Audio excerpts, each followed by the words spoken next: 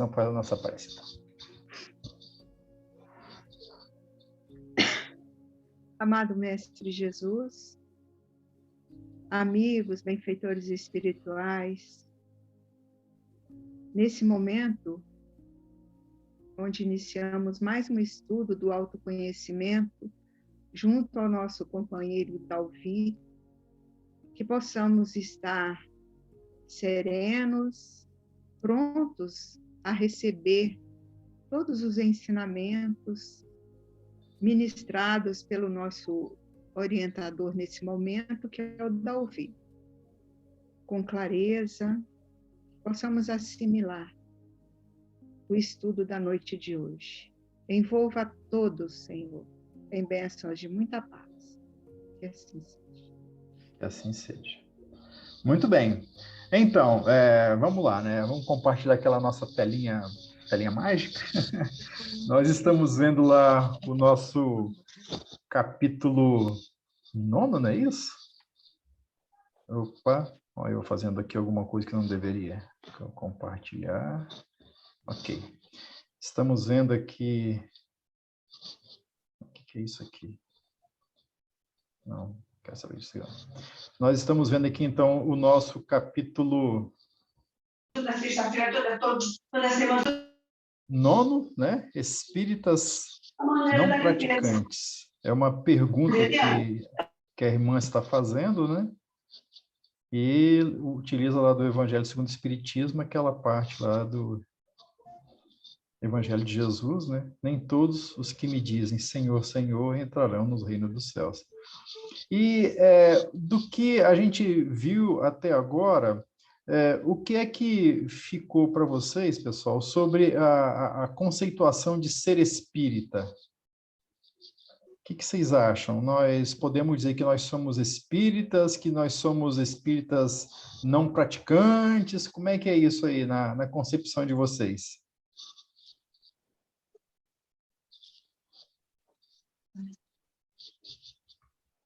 Porque aqui a nossa irmã, ela vai falando exatamente isso, né? Que a primeira questão é o que é ser espírita, né? E aí ela diz que tem muitas pessoas que, pode ser até nós mesmos, né? Em algum momento a gente fala, né? Eu ainda não sou, eu estou tentando, né? Outros falam assim, quem sou eu para ser espírita, né? Quem sabe um dia... E aí ela vai abordando essa questão para deixar claro para nós que isso aí é uma incoerência da nossa parte e que acaba sendo usado para dizer que a pessoa é um espírita não praticante, o que não é o caso, né? Ela fala que muitas vezes o que acontece é que nós tentamos raciocinar com relação ao ser espírita em questões de religião, usando os mesmos parâmetros que nós já usamos nas religiões que se passaram, né? Nas religiões ditas formalistas, né? Onde para você se tornar um praticante da religião, você tem que obedecer a certos critérios totalmente voltados para questões de aparência externa. Frequentar regularmente o culto, qualquer que ele seja, repetir as fórmulas que a crença prescreve, né?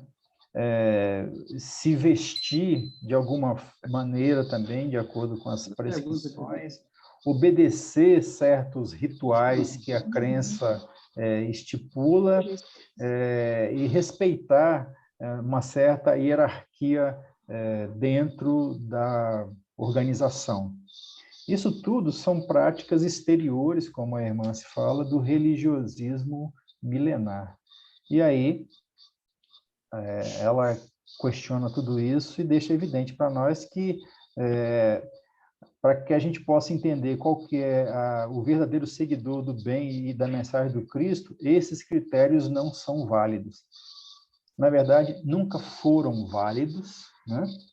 porque o próprio Cristo deixa evidente que nós devemos ter um contexto de atitudes espirituais e não materiais.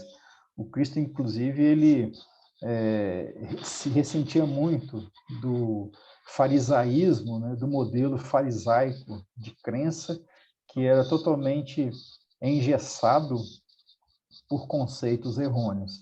Então, a irmã se fala que quando a gente começa a usar essas práticas exteriores, o que acontece, na verdade, é que a gente começa a fugir das nossas responsabilidades, porque a gente vai achando que é mais fácil participar dos rituais e das cerimônias, que, na verdade, favorecem o menor esforço, porque você, para participar de um ritual qualquer, para participar de uma cerimônia qualquer, que te filie a uma crença, é muito pouco esforço que você precisa de fazer, né? E isso não significa, em nenhum momento, uma condição de espiritualização, como ela fala. Então, aí a irmã se vai nos auxiliando, né, no conceito do que devemos entender como ser espírita. É ser melhor hoje do que ontem, ser melhor amanhã do que hoje, é errar menos, acertar mais, e dentro da definição basilar que Kardec nos traz lá no livro O Evangelho segundo o Espiritismo, é a transformação moral e o domínio das más inclinações ou das más tendências. Então, nesse contexto de entendimento mais preciso do que seja ser espírita, é que ela fala que aí nós temos uma maleabilidade muito grande para considerar quem é e quem não é. Tudo isso a gente viu, né, na aula passada, e aí ela falou, deixou evidente para nós, né, que a questão fundamental é a transformação íntima. Essa é a referência, como ela chama aqui, de prioritária, porque é através desse contexto de renovação moral que nós vamos, então, assimilar realmente o que é a proposta da doutrina espírita. E aí ela estabelece, por nosso entendimento, 3 etapas que nós todos passamos, ou já passamos pelas 3, ou estamos em alguma delas, né? Então, na primeira, a criatura chega à casa espírita, na segunda, ela começa a adentrar no conhecimento intelectivo da doutrina, né? E na terceira, que é a mais importante, é quando a pessoa começa a ter comportamentos e atitudes íntimas modelados pelo conhecimento da doutrina. Então, é uma sequência, você não se torna espírita aí no próximo instante, você já está, né, sendo um espírita pleno. Tem que passar necessariamente por um mínimo de entendimento de espiritismo e de evangelho, né? Evangelho simples, como foi o que o Cristo trouxe para nós. Então, ela fala que dentro dessas 3 fases aqui, nenhum de nós pode se arriscar a definir critérios para alguém, né? Ou seja, depois de 3 meses que você chegou na casa espírita, você já tem conhecimento doutrinário, você já pode entrar na terceira fase de praticar, né, de dentro para fora a doutrina espírita. Quem dera se fosse assim, né? Dizendo de nós mesmos que estamos na doutrina espírita há uns 40 anos, somos dos primeiros a reconhecer que o tempo, que é uma dádiva para o nosso aprendizado, nem sempre é tão bem aproveitado por nós, de forma que, às vezes, nós temos tempo de estadia na doutrina espírita, mas não temos amadurecimento espírita suficiente correspondente a tanto tempo. E, naturalmente, isso acontece por uma deficiência de autoaplicação, não é? Nenhum de nós tem o direito ou tem, né, um mínimo de atribuição para, analisando alguém, dizer que a pessoa está bem ou não, melhorou ou não, ou está perdendo tempo ou não. A gente só pode falar isso, cada um de si mesmo, né? E aí, respeitar exatamente a condição de aprendizado de cada um. E aí ela vai falando que é a nossa consciência particular, é o nosso entendimento sobre nós mesmos que nos dá a condição de dizer em que etapa nós estamos, em que momento desse aprendizado nós estamos, por quê, né? Porque ela fala claramente, cada um de nós vai enfrentar lutas muito específicas, muito particulares no seu aprendizado. Então, às vezes, a experiência que cada um de nós passa, ela traz maturidades diferentes para cada um de nós, de acordo com a nossa capacidade de assimilação daquela experiência, né? E das conclusões a que nós chegamos ao passar por ela. Então, isso tudo é muito diversificado, e como ela fala aqui bem claramente, né? Há muita maleabilidade para a gente dizer se alguém é ou não espírita. E aí ela vai dizer claramente, né, qual é o melhor e o maior critério que nós devemos usar para conosco mesmos, para avaliar onde nós nos encontramos. E ela vai direta ao ponto. É o critério moral.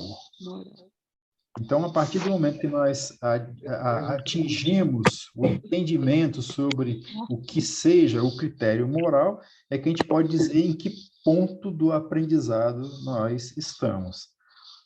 Então, ela fala, aí agora já é no nosso momento da aula, né, do nosso aprendizado de hoje. Aula não, porque é muita pretensão dizer que isso aqui é uma aula, né? Esse nosso estudo que é quase um bate-papo. E eu lembro sempre a vocês, pessoal, querendo me interromper, fiquem à vontade, é só falar que eu paro de falar com as suas dúvidas, né, as suas questões, fiquem completamente à vontade, tá bom? Então, eu vou dar a sequência aqui à leitura e, se alguém quiser, por favor, fique aí, né, com toda a disponibilidade para poder falar. Então, ela fala assim, portanto, o critério moral deve preponderar a qualquer noção pela qual essa ou aquela pessoa utilize para se considerar espírita.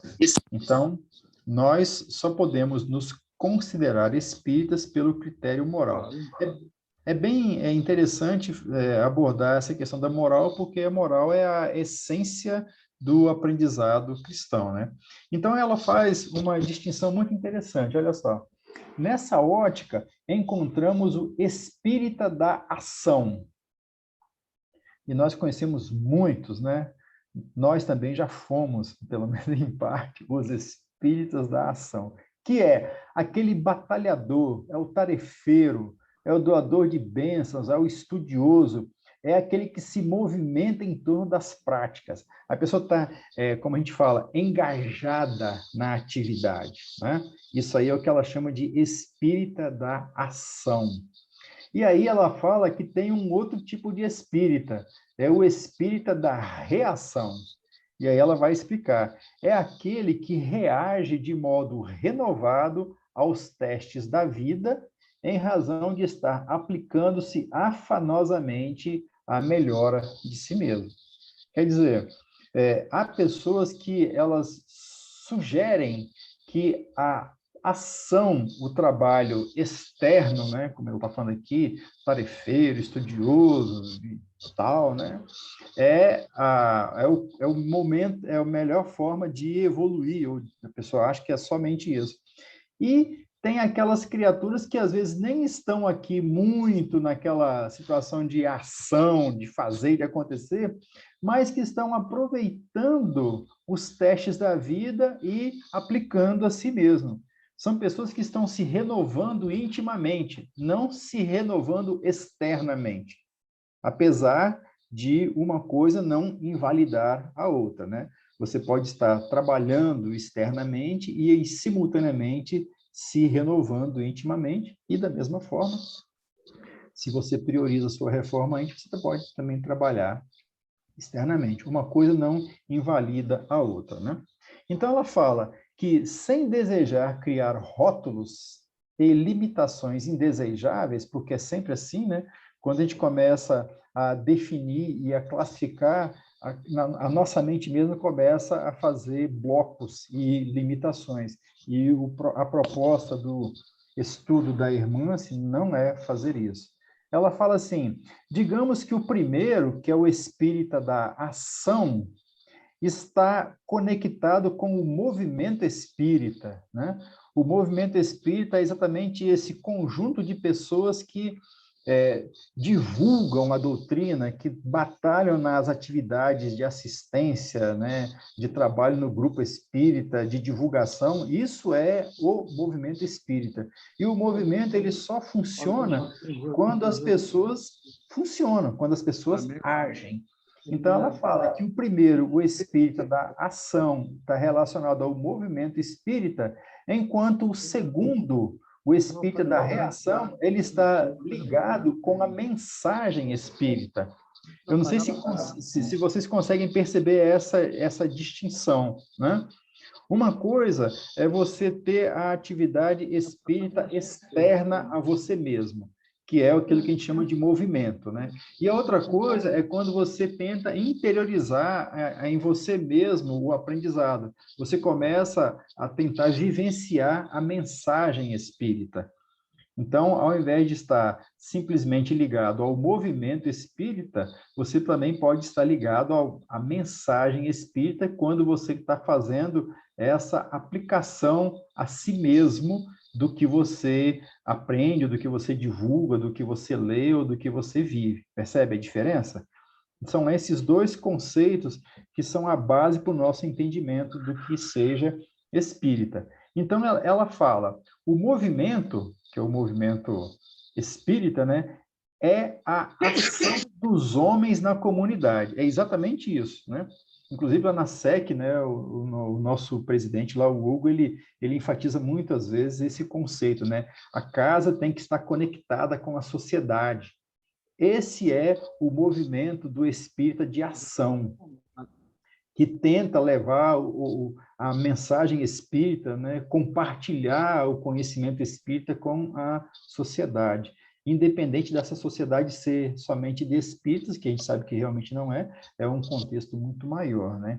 Mas a mensagem é a essência daquilo que a gente pode trazer para a intimidade a partir dessa movimentação com o meio. Ou seja, é um caminho de duas vias. Você age externamente, no sentido de divulgar a doutrina, no sentido de espraiar o conceito espírita para outras pessoas, e, simultaneamente, você traz para você mesmo, né, os aprendizados e as práticas morais que essa ida ao movimento te proporciona, percebe? Então, você aproveita, na verdade, as duas circunstâncias. Você trabalha realizando materialmente e visivelmente, e, simultaneamente, você trabalha se burilando, né, se melhorando moralmente, aproveitando essas oportunidades. Então, ela vai falando para nós o seguinte, que o ideal é que, através da escola da ação no bem, que é essa atividade externa, né, se consolide o aprendizado das reações harmonizadas na formação da personalidade ajustada com a lei natural do amor. Ou seja, aproveitando aqui esse momento, Emmanuel, no livro Opinião Espírita, ele traz uma mensagem intitulada Reforma de Metade. Eu não sei se vocês conhecem essa mensagem. Se vocês me permitirem, vamos trazê-la aqui para o nosso deleite espiritual. Eu acho lindo demais o que o Emmanuel conseguiu escrever para nós. Aqui, Chico, autores. Eu acredito que seja Emmanuel e André Luiz, acho que é aqui. Opinião Espírita, em 1963. Vamos abrir aqui este livro. Aqui está. Vocês conhecem essa capa? Livro antigo. Não vai no livro novo, não. Vai no livro antigo. E aqui ele vai falar aqui sobre a reforma de metade. Cadê ela? Aqui, olha. Reforma de metade. A lição de número 39 está lá na página 64. Então, vamos dar um pulinho ali na página 64. 64. E vamos ver a reforma de metade, como que se harmoniza perfeitamente essa orientação do Emmanuel com essa análise que a irmã se traz para nós. Vejamos. Eu vou ler a mensagem toda, que eu acho que vale a pena para a gente poder entender mais claramente. Desde a primeira hora... Vocês conseguem ler aí? Tá bom esse tamanho ou precisa aumentar mais? Tá tudo bem? Conseguem ler? Então, vamos nessa. Desde a primeira hora da doutrina espírita, recomendam os emissários da esfera superior uma reforma urgente, inadiável e intransferível, a reforma de cada um nas bases traçadas pelo Evangelho de Jesus.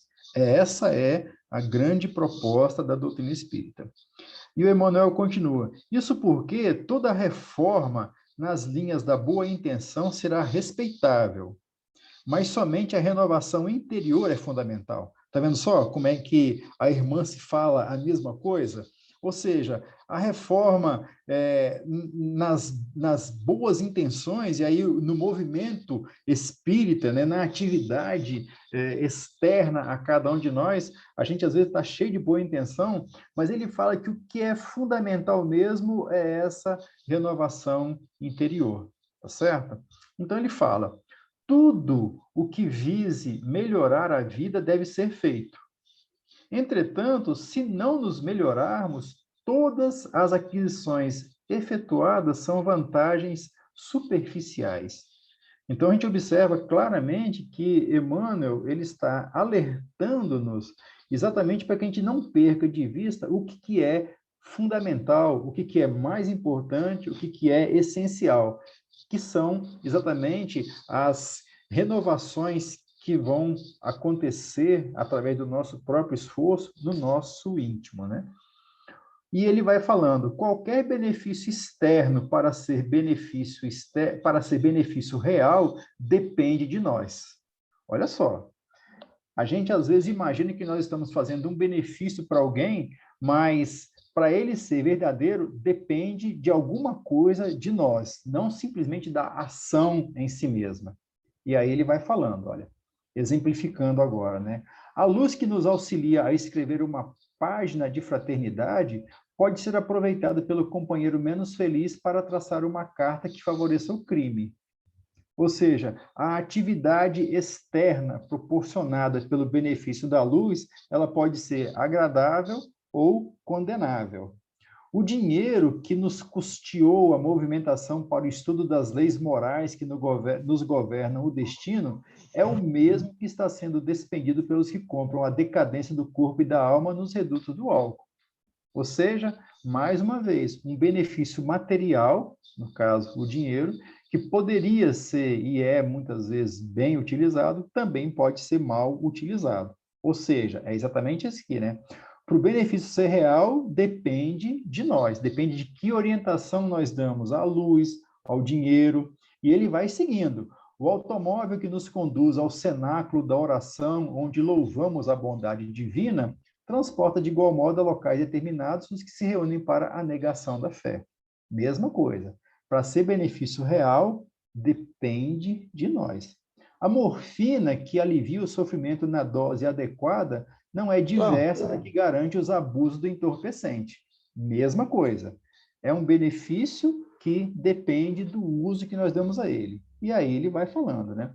Justo que não se impeça a formação de medidas destinadas ao bem comum. E temos que ter medidas que realmente façam isso, né? A higiene é um atestado eloquente de que ninguém deve e nem pode viver sem a constante renovação exterior, porque tudo materialmente se renova e deve se renovar, devemos renovarmos para o bem. Aí ele continua.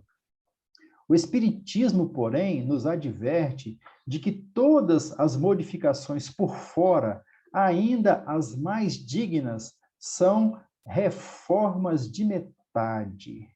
Esse é que é o ponto-chave.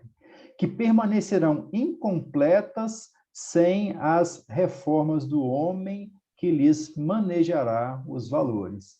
Então, nós podemos fazer muita coisa externamente, mas ainda assim é tudo incompleto, exatamente porque nós não renovamos-nos intimamente. Continua o Emmanuel. Reflitamos nisso, observando o caminho e a meta. Sem a estrada, não alcançamos o alvo. Entretanto, a estrada é o meio e o alvo é o fim. Nesse contexto, tudo o que é material, tudo que é realização íntima nossa, moral ou material, é o caminho.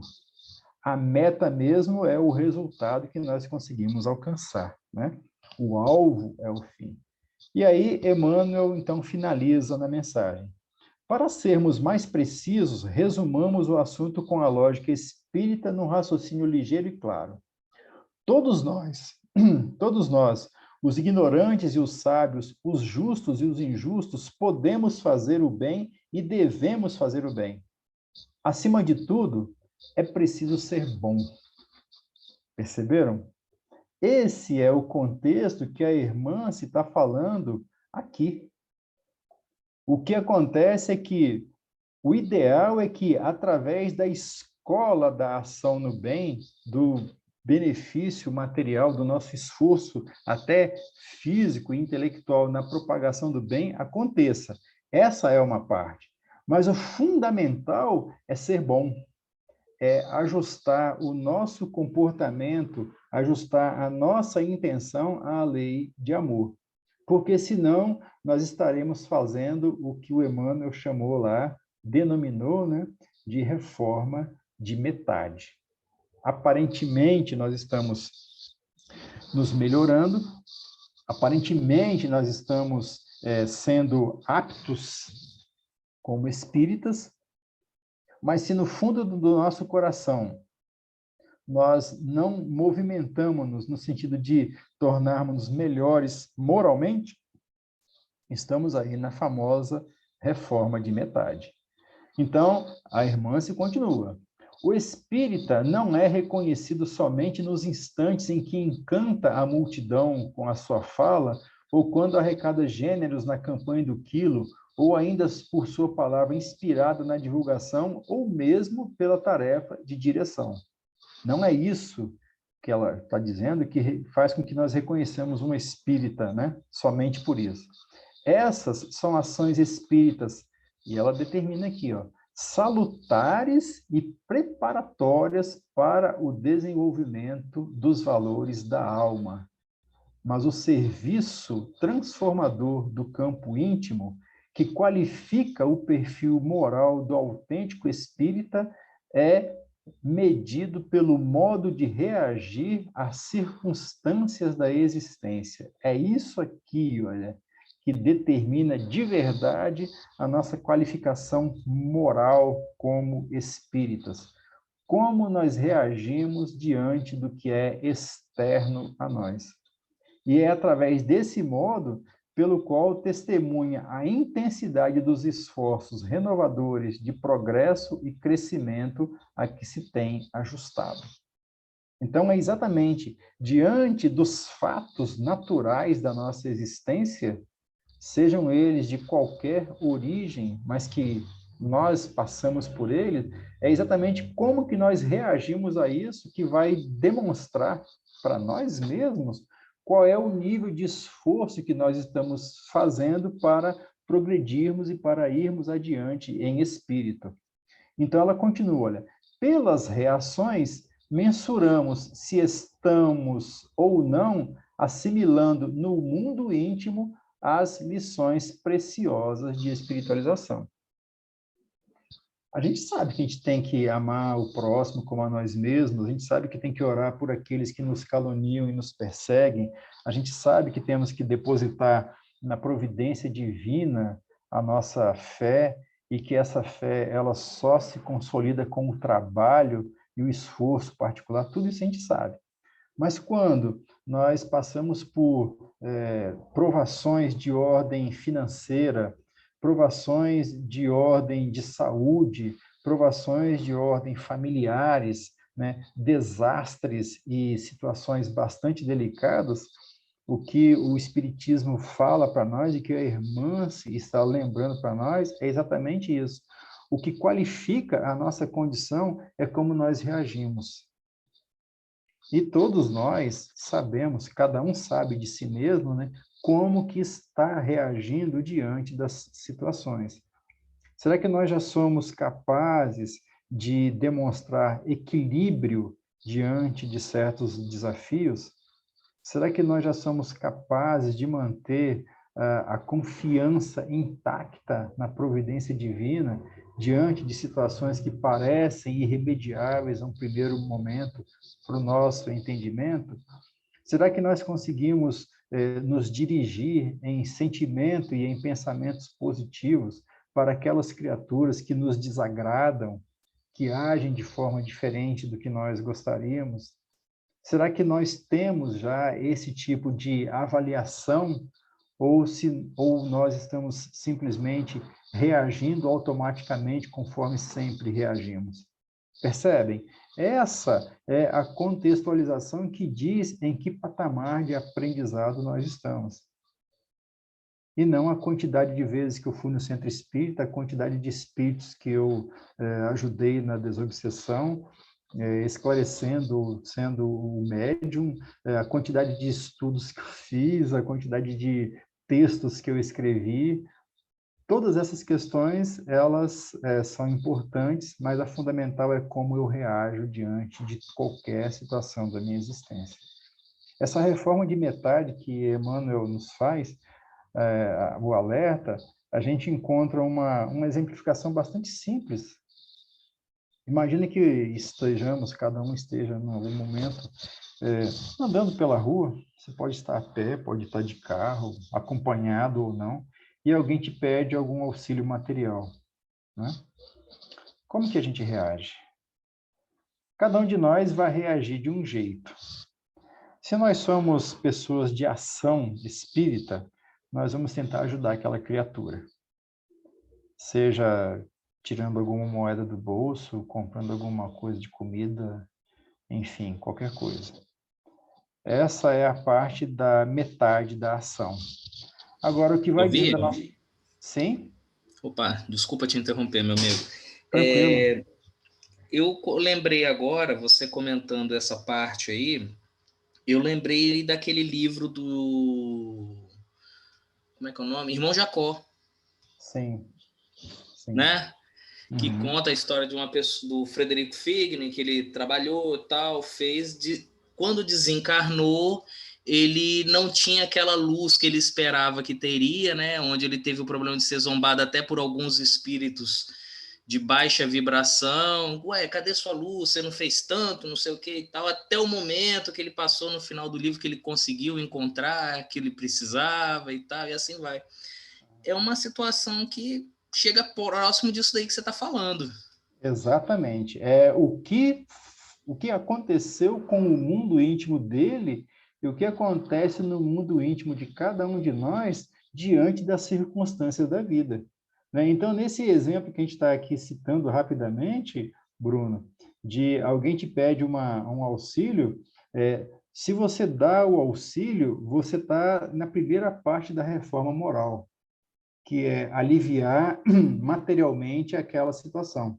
Agora, se intimamente eu ainda não estou atento aos meus deveres morais, eu posso fazer isso carrancudo, né? Eu posso fazer isso até agressivo, eu posso fazer isso com uma indiferença gélida que afete profundamente o íntimo daquela criatura que está ali do meu lado. Então, naquele momento, eu fiz uma reforma pela metade e a outra metade não foi nada agradável. Agora, como ela fala, né? Se eu consigo assimilar no meu mundo íntimo um pouquinho que seja de fraternidade, não vamos falar nem de caridade, falar só de fraternidade, né? Se eu consigo encontrar naquela criatura um coração irmão meu, independente dos vícios ou das situações às quais aquela criatura se encontre, assim que eu der materialmente alguma coisa para ela, eu também estarei dando um pouco de afeto, um pouco de atenção. E isso é o que caracteriza o mundo íntimo em que a gente se encontra. Percebem a questão essencial, como é que ela é? É por isso que a gente não pode dizer que eu estou, quem dera se eu fosse espírita, ou não, você é espírita. Às vezes você ainda não conseguiu, ou já conseguiu, que o seu mundo íntimo vibre nesse patamar de fraternidade, né? Então ela fala, a ação avalia as nossas disposições periféricas de melhoria, que é a ação externa. Toda vez que nós agimos externamente, nós podemos avaliar como perifericamente, né, externamente, nós estamos funcionando. Mas é somente a reação, e por reação aqui, bem claro, né, é isso que ela está falando, né? É a questão de estou me renovando intimamente segundo os testes da vida e aplicando em mim mesmo tudo isso. Então, é a reação que vai mostrar o resultado das mudanças profundas. E essas mudanças profundas, pessoal, é exatamente isso aqui, olha. Somente em situações adversas ou na convivência com os contrários é que a gente tem como aquilatar onde é que nós estamos. Quando Jesus manda, eu vou falar que ele manda, né? Porque o mestre manda mesmo. Ele jamais falaria isso. Que nós amemos os nossos inimigos, ele fala assim, pois se vós amardes somente aqueles que vos amam, qual é o mérito disso? Porque até os criminosos amam-se a si, entre si, né? Ou seja, o fato de a gente simpatizar e acolher com todas as extensões do nosso amor, alguém que é igual a nós, não traduz exatamente o que nós somos. Verdadeiramente mesmo nós somos quando nós estamos nessas questões de adversidades ou de situações de antagonismos, e aí nós conseguirmos realizar o processo da fraternidade. Aí nós podemos aquilatar com mais clareza que nós andamos, né, um patamarzinho que seja. Enquanto nós estivermos na condição de reagir agressivamente, com indiferença, né, com desrespeito, muitas vezes, nós estaremos simplesmente demonstrando que o nosso mundo íntimo, né, que o nosso ser interior ainda não assimilou completamente a proposta da doutrina espírita, que é essencialmente de renovação moral, né? Então, ela vai falando aqui para nós ainda, olha, melhor seria que jamais, né, que não aderíssemos à ideia incoerente do espírita não praticante, para não estimular as fantasias do menor esforço, que ainda são fortes tendências em nossas vivências espirituais. Então, se alguém chegar perto de nós, né, depois de uma conversa como essa aqui, e falar assim, eu sou espírita não praticante, assim, nada disso. Você é espírita, sim, é praticante, sim. Para com isso, que isso não existe de espírita não praticante, né? Você vai se esforçar moralmente, vai andar, né, no seu caminho e vai se tornar melhor, porque esse é o processo, né? Então, ela vai falando, olha, a definição por um posicionamento transparente nessa questão será uma forma de estimular a nossa caminhada. Essa é outra questão sensível no nosso relacionamento entre espíritas. Nós temos uma dificuldade grande de nos posicionarmos com transparência sobre o que nós realmente somos. Não que nós sejamos hipócritas de ficarmos fingindo, não é esse o caso. Mas muitas vezes, a pretexto de parecermos melhores, nós ocultamos, muitas vezes deixamos de ser transparente, né, a respeito de esforços que nós estamos fazendo. Então ela fala, né, vai alertando a nós, ó. razão pela qual devemos ser claros e sem subterfúgios ao declarar nossa posição frente aos imperativos da vivência espírita. A costumeira expressão "estou tentando ser espírita", na maioria das ocasiões, é mecanismo psicológico de fuga da responsabilidade. Ah, não, mas eu estou tentando, eu ainda não consegui, eu estou tentando. Na verdade, você está fugindo de tentar, né? É a criatura que sabe que não está fazendo tanto quanto deveria, conforme seus ditames conscienciais, se justificando perante si mesmo e os outros. Ora, que nós somos imperfeitos, a gente já sabe, né? Que nós não conseguimos alcançar os padrões evangélicos que o Cristo exemplificou, nós também sabemos. Mas nós podemos fazer algum esforço. E se a pretexto de declarar que estou tentando ser espírita, eu não faço nenhum esforço, então nós estamos, na verdade, declarando a nossa própria condição de desconhecedores da proposta espírita. E aí ela vai falando mais coisas que são difíceis, são alertas realmente desafiadores. Olha só, libertemo-nos das capas e máscaras e cultivemos nas agremiações kardecianas o mais límpido diálogo sobre nossas necessidades e qualidades nas lutas pelo aperfeiçoamento. Ou seja, reconhecer o que nós somos e reconhecer o esforço que estamos fazendo entre todos nós. Essa é uma forma que ela fala de criar uma corrente de autenticidade e luz que se reverterá em vigorosa fonte de estímulo e consolo às angústias do crescimento espiritual. Porque quando estamos fazendo os nossos esforços por ser melhores, não tenhamos dúvida, nós não conseguimos com tanta facilidade.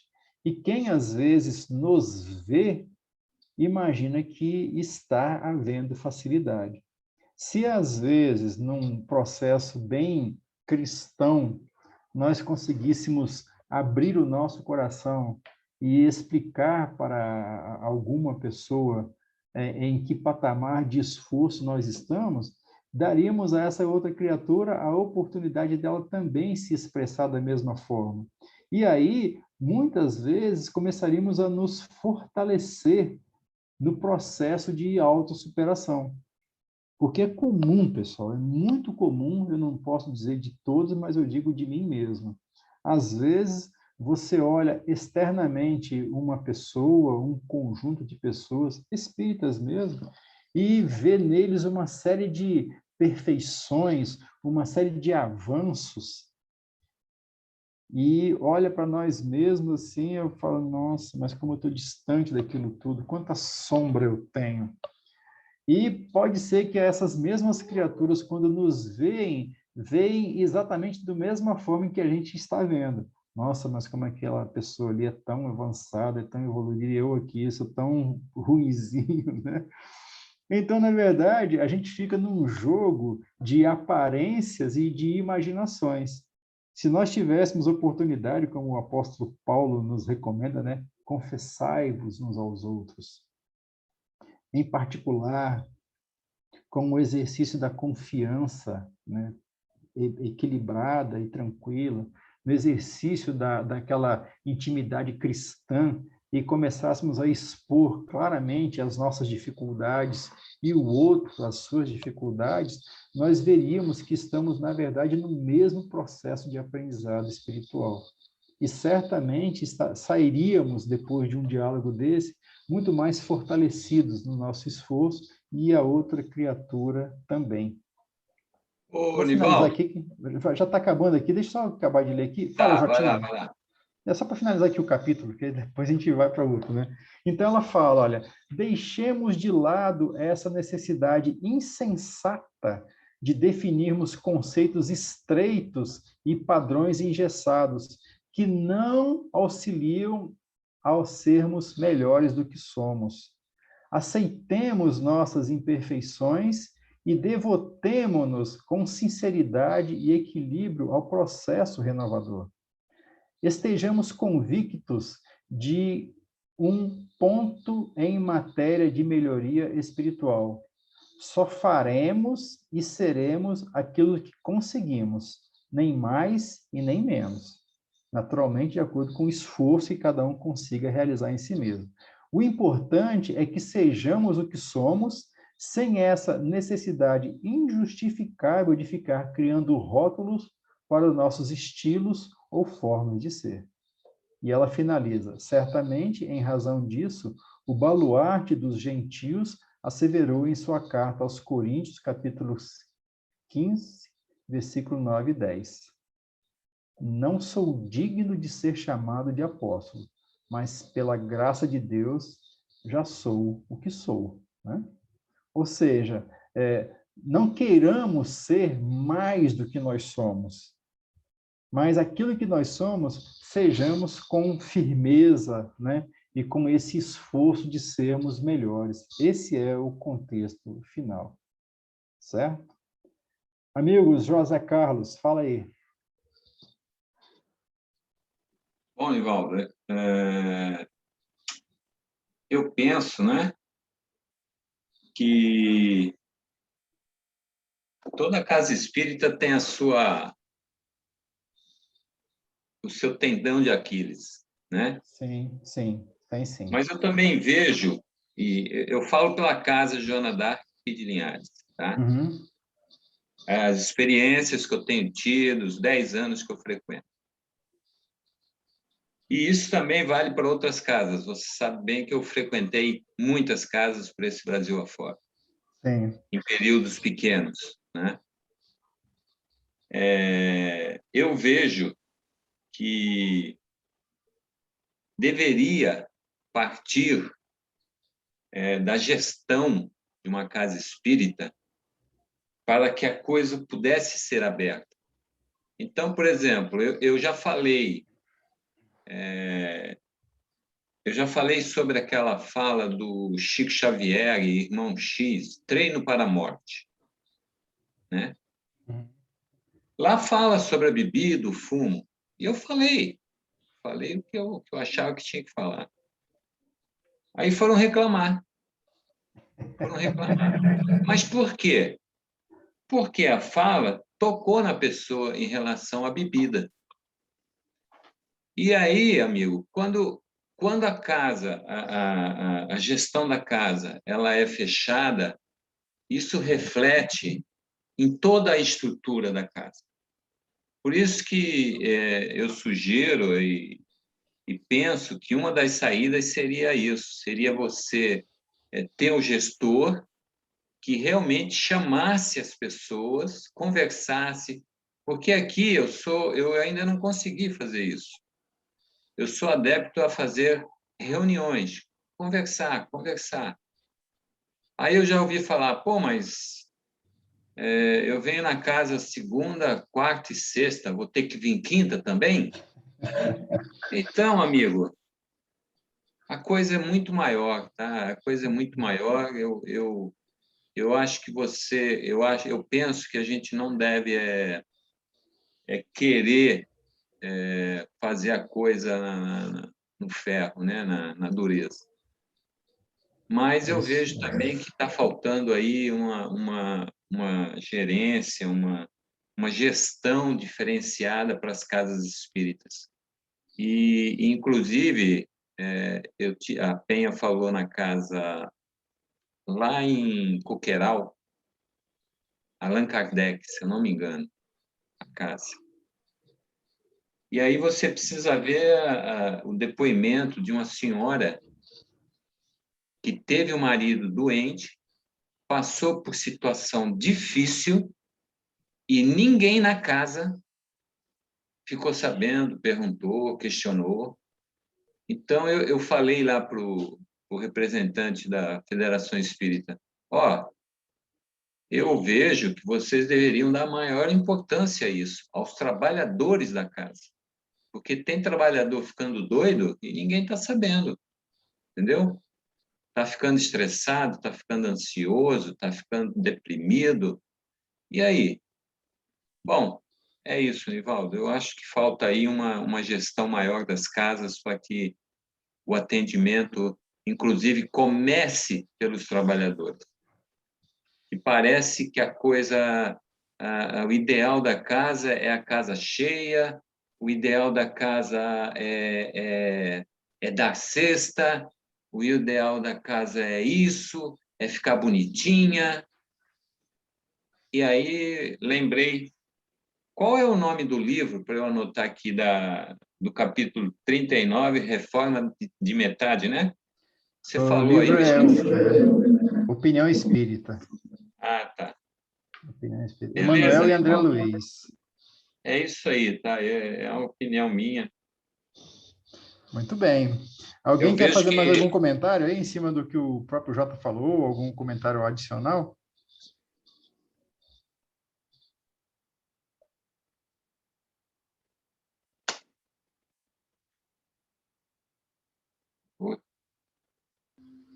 Não, nada a declarar, não.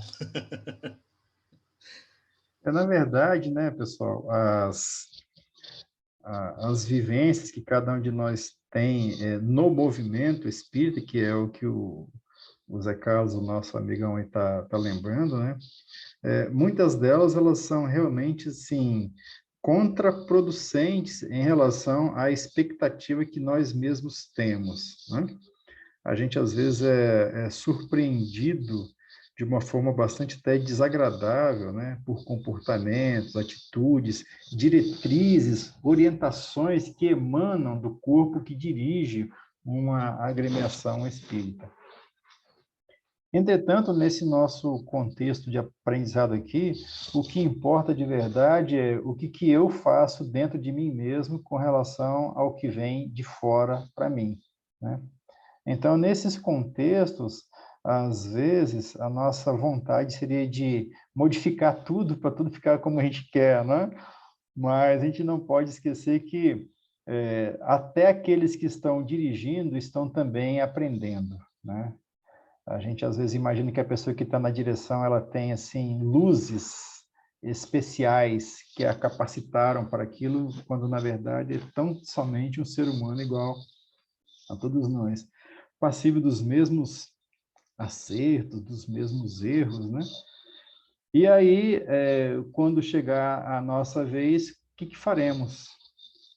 Então, é bom que a gente vá se capacitando intimamente a ter mais compreensão, mais fraternidade, mais tolerância, mais dedicação de sentimentos bons para todos, né? Para que a gente construa, na verdade, aonde, às vezes, no nosso entendimento, a construção não está sendo feita.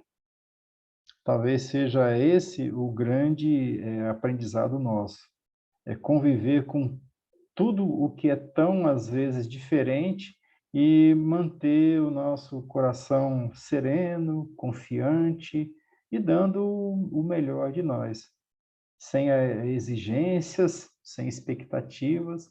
E a gente sabe que isso é extremamente desafiador, porque nós não tivemos até então o hábito de agir dessa forma. Hoje, aqui no nosso estudo, nós vimos exatamente uma ponderação iluminada da Irmã-se no sentido de alertar-nos quanto à necessidade de olhar para dentro de nós, e o Emmanuel, né, na missão que nós trouxemos também, alertando-nos sobre isso, a necessidade de que a nossa reforma não seja tão só pela metade, né?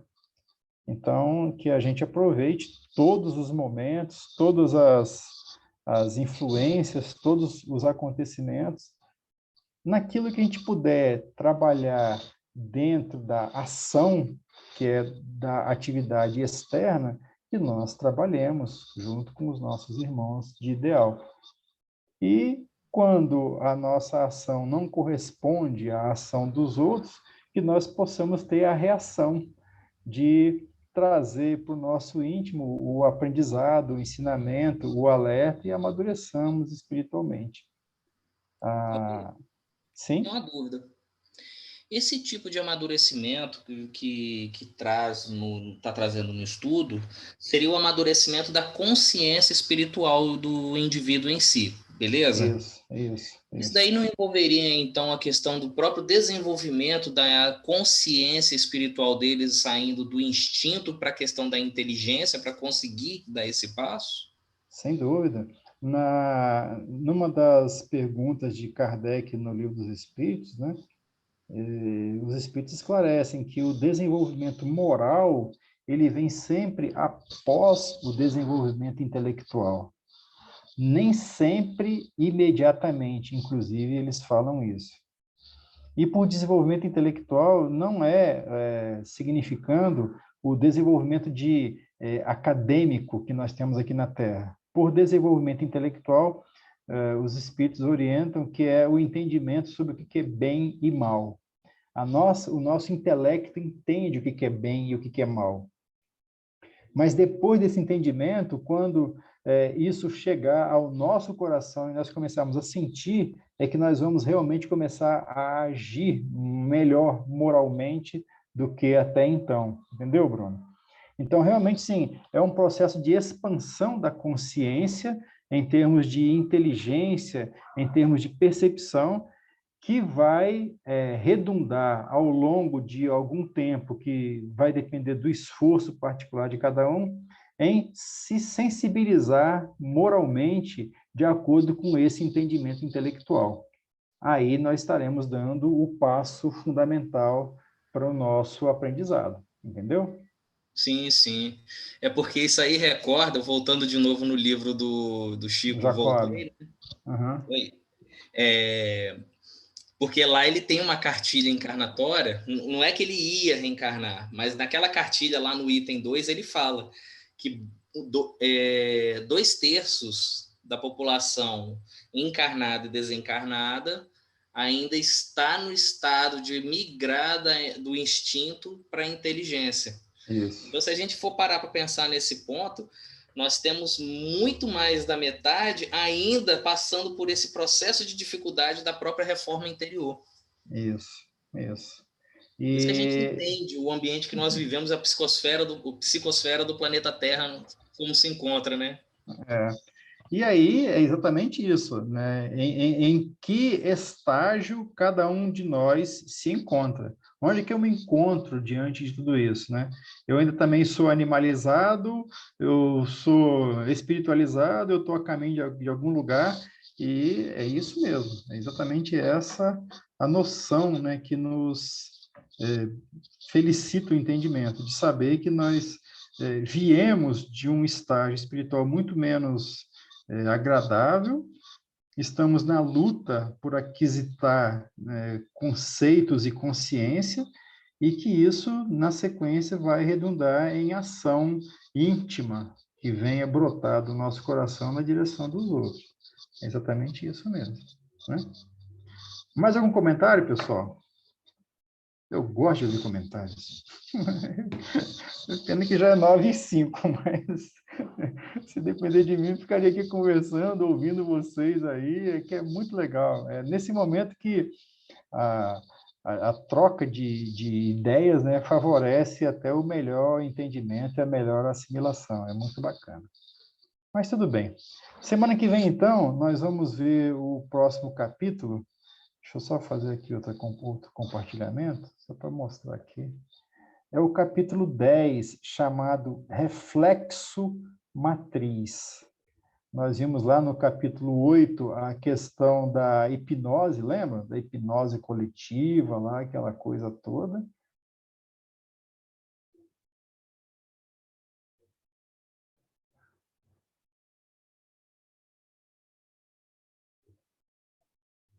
O capítulo era grande, né? 8º, arrependimento tardio, né? Foi, na verdade, o capítulo 7º. Eu estou bem perdido também aqui nos capítulos. O capítulo 7º foi a respeito da hipnose coletiva, lembra disso? Sexualidade e hipnose coletiva. Agora nós vamos ver no capítulo 10 sobre reflexo matriz. São coisas interessantes que a gente vai vendo aí em termos de aprendizado, de autoobservação, né? O quanto de cada uma dessas coisas nós estamos assimilando melhor, né? Então, na semana que vem, se Deus quiser, estaremos juntos outra vez, vendo o início do capítulo 10º, Reflexo Matriz, tá bom? Convido a todos para dar uma olhadinha prévia lá, se for o caso, né? Vou dar uma lidinha para ter uma noção. E aí, convido alguém aí que queira fazer a nossa prece de encerramento. Eu vou até interromper já aqui